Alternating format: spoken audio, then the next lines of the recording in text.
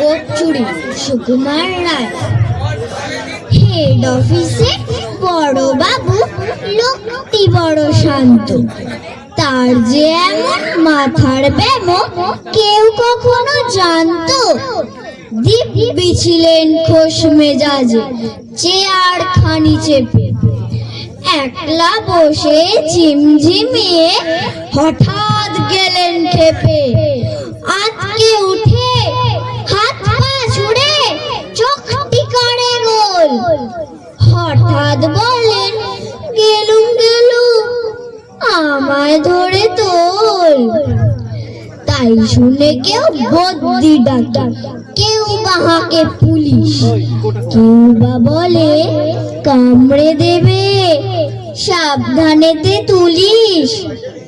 ব্যস্ত সবাই এদিক ওদিক করছে ঘোরাঘুরি। বাবু হাঁকেন ওরে আমার গোপ গিয়েছে চুরি। গোপ হারানো আজব কথা, তাও কি হয় সত্যি?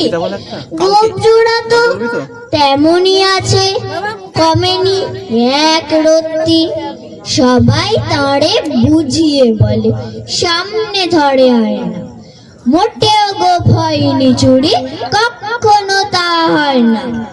রেগে আগুন তেলে বেগুন তেড়ে বলেন তিনি, কারো কথার ধার ধারি নে সব বেটাকেই চিনি।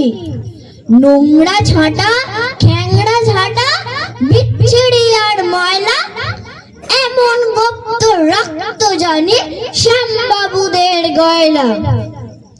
এ গোপ যদি আমার বলিস করবো তোদের জবাই, এই না বলে জরিমানা করলেন তিনি সবাই।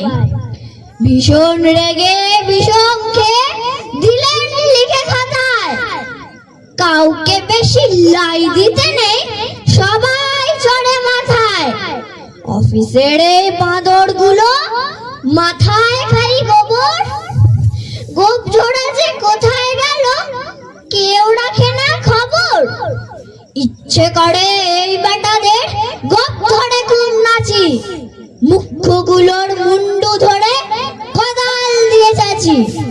গোপকে বলে তোমার আমার, গোপ কি কারো কেনা? গোপের আমি গোপের তুমি, তাই দিয়ে যায় চেনা। নমস্কার।